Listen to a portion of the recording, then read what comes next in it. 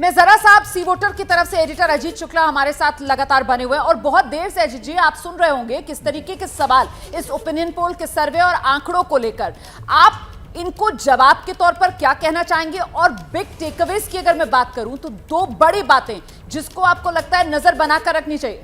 देखिए, सबसे बड़ी चीज़ है कि लगातार जो अगर आप 2002 के इलेक्शंस देखें, 2002 से लेके अगर अभी तक के 2017 तक के इलेक्शंस को देखें तो लगातार बीजेपी के वोट शेयर फ्लक्चुएट करते रहे हैं, लेकिन सीटों की संख्या घटी है। लेकिन इस बार का जो सबसे बड़ा जो फीचर है वो ये है कि वोट शेयर तो फ्लक्चुएट हो रहे हैं भारतीय जनता पार्टी के, लेकिन उनके सीट शेयर बढ़ रहे हैं। तो और दूसरा है कि एक इंटर होना आम आदमी पार्टी का, आम आदमी पार्टी कितना वोट लेती है ये देखना पड़ेगा। अभी तो फिलहाल हम लोगों को लगभग 17% के आसपास दिख रही है, लेकिन इसके अलावा अब ये देखना पड़ेगा कि यहाँ से नीचे जाएगी या और पिक करेगी। अभी जो 17% के आसपास दिख रही है अजीत जी, तो ये लड़ाई जो है कमोबेश आर पार रहेगी या फिर आम आदमी पार्टी इसको त्रिकोणीय बना देगी? देखिए, हम लोग मूड और मिजाज क्या है? ये अभी कहना प्री मैच्योर होगा कि ये त्रिकोणीय बना देगी। हाँ। लेकिन अभी थोड़ा और हम लोग जो ट्रैकर्स कर रहे हैं, अगले 2-3 हफ्ते भर रुक जाएं हम लोग, 1 हफ्ते 2 हफ्ते, तो हम लोग को पता चल जाएगा ये कि और ट्रैकर्स में क्या आ रहा है, आगे बढ़ रही है या ये पिक इसका हो गया है। ये देखना बहुत ज़्यादा उचित होगा। ठीक है, लेकिन हेमंत जी सवाल आपसे ये कि कांग्रेस को लेकर ऐसा लगता है कि कांग्रेस ने गुजरात चुनाव से उम्मीद छोड़ दी है। भारत जोड़ो यात्रा राहुल गांधी करते हैं और उसमें कहीं गुजरात जो है वो नजर ही नहीं आता है सर। वो केरल दक्षिण भारत में ही ज्यादा समय दिए जा रहे हैं और उसके बाद बस निकल जा रहे हैं सर ऊपर की तरफ। गुजरात को इतना नजरअंदाज क्यों कर रही है कांग्रेस? देखिए, आपने रोमाना जी बहुत अच्छा क्वेश्चन पूछा भारत जोड़ो यात्रा के बारे में। आपको मैं बताऊं कि भारत जोड़ो यात्रा शुरू होने से पहले राहुल जी 5 सितंबर को यहाँ पे आए थे गुजरात में रिवर फ्रंट में। वही पंडाल था जिस पंडाल में मोदी जी के एक कार्यक्रम हुआ था, गवर्नमेंट कार्यक्रम हुआ था, जिसमें सरकारी पैसे से कार्यक्रम था। फिर भी लोग वहां पे खाली खुशियां थी। वहां पे राहुल गांधी को देखने के लिए आए थे लोग, राहुल गांधी को सुनने के लिए आए थे। गुजरात कांग्रेस में अब एक नई सी जो एक जान सी आ गई है। आपको मैं बता दूं कि गुजरात में हमारा टारगेट है 125 सीटों का। आप दिखा रहे हो, आपको हम सम्मान करते हैं, लेकिन 2017 में भी इसी तरह ओपिनियन पोल में 125 सीटें दिखाई दी गई थी। बीजेपी को मिली कितनी?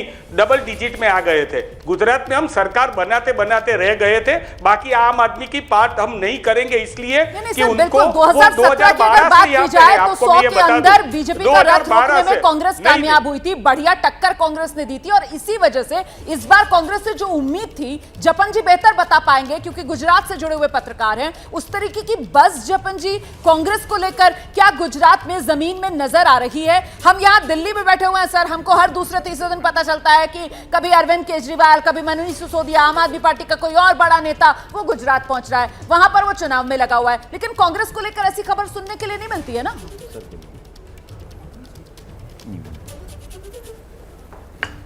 उसका टैली बता दूं, बीजेपी को 1.25 करोड़ वोट मिले थे, कांग्रेस को 80 लाख वोट मिले थे और आम आदमी पार्टी को 11 लाख से 12 लाख के बीच में वोट मिले थे। ये 1-1.5 साल पहले की बात है। तो कांग्रेस अभी भी यहाँ पे है, जमीन पर उसके मूल्य है। ठीक है। लेकिन आम आदमी पार्टी अपनी पैठ बना रहा है, चैलेंज कर रहा है कांग्रेस को एज एन ऑपोजिशन, ये भी दिख रहा है।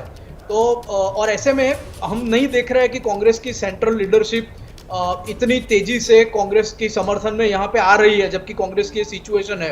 राहुल गांधी जी का आपने बात किया 2017 के सितंबर अगस्त और ये आज के सितंबर अगस्त दोनों में राहुल गांधी की गुजरात में जो सक्रियता है उसका अगर आप लेखा जोखा उसका मैचिंग कर ले तो आपको नजर में आएगा कि सेंट्रल लीडरशिप, जैसे अभी बात थी कि नवरात्रि में प्रियंका गांधी आएंगे जी, अभी नवरात्रि के 1-2 दिन बाकी है तो हम उम्मीद करते हैं कि वो आएंगे, लेकिन वो भी अभी तक नहीं सुनाई दे रहा है कि वो जो अनाउंस किया था वो आने वाले हैं। राहुल गांधी की 1-2 रिलीज भी जो साउथ के ट्राइबल बेल्ट में ऑर्गेनाइज की थी वो भी कैंसिल करनी पड़ी थी। अब मामला ये था कि उनको ईडी ने नोटिस दूसरे दिन पे बुलाया था, लेकिन रैली कैंसिल हुई थी और फिर वो कॉम्पनसेट नहीं हुई थी 10 दिन 15 दिन बाद कि अब वहां आके फिर से रैली कर लेंगे साउथ गुजरात में। तो ये हम चीजें देख रहे हैं। इसके साथ साथ ही कुछ स्पीड ब्रेकर्स हमने कांग्रेस में देखे हैं, जैसे अभी राजस्थान में जो चल रहा है कांग्रेस के यूनिट में, तो अशोक गहलोत और राजस्थान के एमएलए रघु शर्मा यहाँ के इंचार्ज है, यहाँ के प्रभारी है, और वो अभी और चीजों में उलझे हैं। उनका सेंट्रल लीडरशिप के साथ क्या अभी सेतु है, वो उसके बारे में भी यहाँ पे कैडर में क्वेश्चन है। इसके सिवा अगर आप पास्ट में चले जाए तो प्रभारी की 1 साल तक नियुक्ति नहीं हुई थी। रघु शर्मा की नियुक्ति जो हुई थी राजीव सातव के काफी दिनों बाद हुई थी। मैं अगर गलत हूं तो हेमंत भी करेक्ट कर ले, 1 साल नियुक्त, लेकिन एक बड़ा उसमें एक पीरियड था। इसके सिवा जब लोकल इलेक्शन के बाद यहाँ पे अमित चावड़ा ने ना, प्रेम शुक्ला जी, फिर ये जितनी कमियां यहाँ पर कांग्रेस पार्टी की अभी जपन जी ने दिखाई हैं दर्शकों को, कुल मिलाकर ये राहत की खबर आप लोगों के लिए, क्योंकि कहीं ना कहीं 2017 में तो हमने देखा है कैसे दम फुला दिया था बीजेपी का। 100 के भीतर कांग्रेस पार्टी रोकने में कामयाब हो गई थी बीजेपी के विजय रथ को अपने घर बीजेपी के गुजरात में। देखिए रोमाना जी, जैसा 2017 में जपन पाठक जी भी बता रहे हैं, 2017 में जिस तरह का जाति विभाजन जबरदस्त रूप से करने में कांग्रेस के लोग कामयाब हुए थे, आज उस तरह का जाति विभाजन नहीं है। जो कांग्रेस के कल जातीय झंडा बरदार थे, वो झंडा बरदार भी कांग्रेस छोड़कर जा चुके हैं। वो झंडा बरदार जो है भारतीय जनता पार्टी की नीतियों को और नेतृत्व को स्वीकार चुके हैं। और आज यह स्थिति है कि जब 1 वर्ष तक कांग्रेस अपना प्रभारी भी गुजरात में नियुक्त करने की स्थिति में नहीं है, तो भारतीय जनता पार्टी इसको प्रभारी उधार में तो दे नहीं सकती है।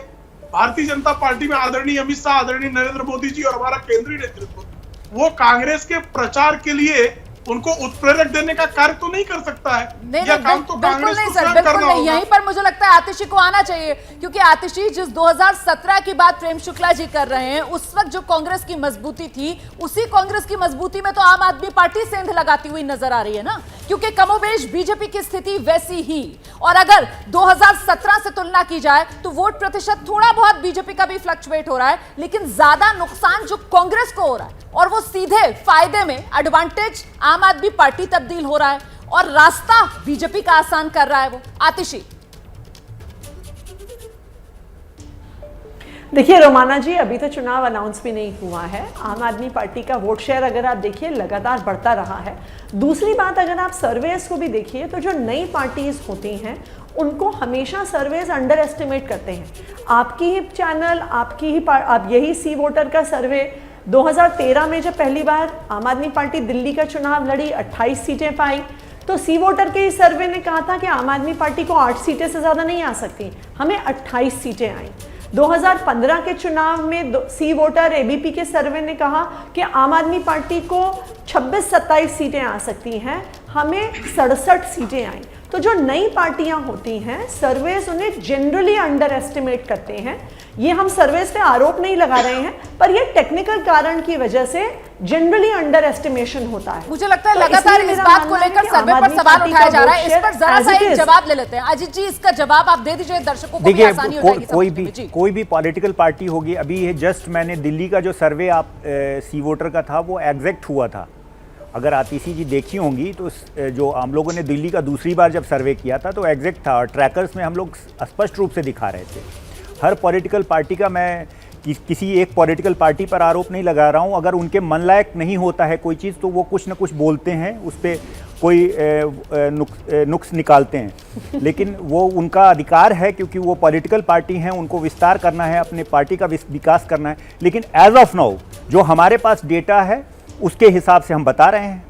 अब आगे क्या होगा अब देखेंगे। बिल्कुल, राजनीतिक दलों की आदत है सर, मीठा मीठा गप-गप, कड़वा कड़वा थू थू। खैर, हम यहाँ पर फिलहाल जो सर्वे का आंकड़ा है उसी को आधार बनाकर चर्चा कर रहे हैं, और एक बेहद दिलचस्प आंकड़ा जिस पर मुझे लगता है कि चर्चा कर लेनी चाहिए, और वो कड़वा पटेल को लेकर आंकड़ा था, वो मिस नहीं होना चाहिए। उस पर एक रिएक्शन यहाँ पर प्रेम शुक्ला जी का जरूर बनता है। प्रेम शुक्ला जी, कड़वा पटेल 2017 68% वोट बीजेपी के खाते में गया, लेकिन इस बार वहां पर 49% ही बीजेपी पर भरोसा जताते हुए कड़वा पटेल नजर आ रहे हैं, जबकि मुख्यमंत्री आपके वो कड़वा पटेल समुदाय से आते हैं। अच्छा, हार्दिक पटेल जैसे नेता जो पिछली बार 2017 में खुलकर बीजेपी का विरोध कर रहे थे, वो भी अब बीजेपी के पाले में आ गए। फिर भी ये कड़वा पटेल इतने नाराज बीजेपी से क्यों?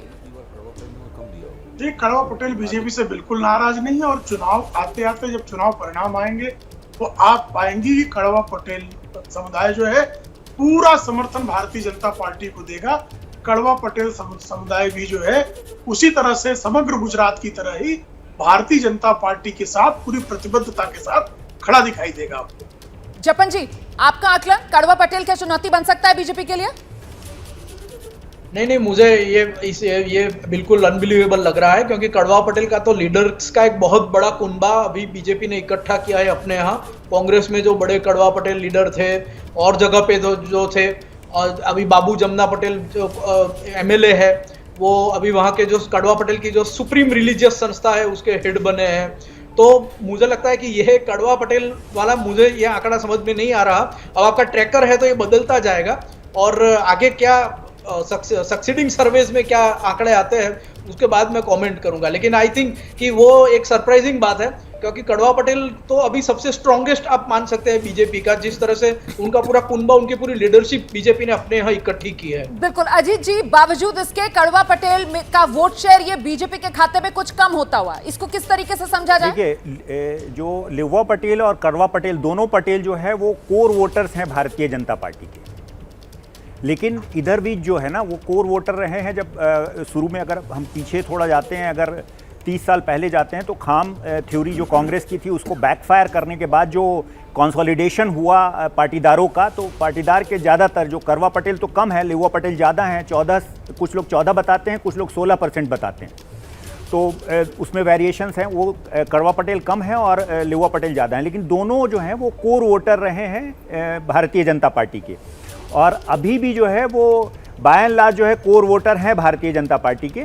सर्वे में थोड़ा बहुत जैसे सीट के डिस्ट्रीब्यूशंस में या कहीं पे वो कैंडिडेट्स होंगे, क्योंकि देखिए कास्ट जो है एक बहुत बड़ा इंपॉर्टेंट फैक्टर होता है किसी भी किसी भी इंडियन स्टेट्स को उठा के देखिएगा तो कास्ट एक बहुत बड़ा फैक्टर होता है जो डिटरमाइन करता है, मतलब कई फैक्टरों में कास्ट भी एक फैक्टर होता है। हकीकत है जाति, और इसी वजह से कौन सी जाति पर किस दल का कितना जादू चल रहा है, इसी को लेकर सी वोटर का ये ओपिनियन पोल जातियों वाला जो हम आपके लिए लेकर आए, ताकि गुजरात विधानसभा चुनाव से पहले सियासी माहौल गुजरात में किस तरीके का है, वोटर का मिजाज किस तरफ का है, और साथ ही साथ सियासी नब्ज क्या कह रही है गुजरात की, इसकी पूरी तस्वीर हम आप तक पहुंचा पाए। बहुत शुक्रिया आप सभी का इस चर्चा में ओपिनियन पोल की हमारे साथ जुड़ने के लिए। एबीपी न्यूज पर लगातार खबरों का सिलसिला जारी है। गुजरात का ये ओपिनियन पोल जातियों वाला साफ तौर पर बीजेपी मजबूती से अपना वोट शेयर थामे हुए हैं। हालांकि कांग्रेस के वोट शेयर में लगातार सेंधमारी अभी तक की तस्वीर में नजर आ रही है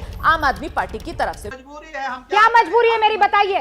मैं अभी आपको बताती हूँ कि मैंने ओए होए होए होए नमकीन के चटकारे लेते हुए टकटकी मार के डिबेट शो को पॉज रिपीट कर करके देख रहे हैं जोगिंदर जी। इनकी तरह आप भी देखें अपने फेवरेट डिबेट्स को रिपीट कर, और डाउनलोड कीजिए एबीपी लाइव ऐप अपने स्मार्ट टीवी पर।